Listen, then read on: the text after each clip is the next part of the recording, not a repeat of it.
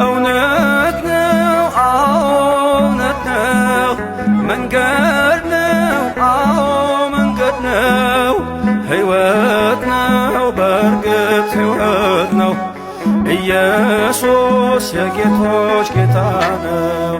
እውነት ነው እውነት ነው መንገድ ነው መንገድ ነው ሕይወት ነው በእርግጥ ሕይወት ነው ኢየሱስ የጌቶች ጌታ ነው።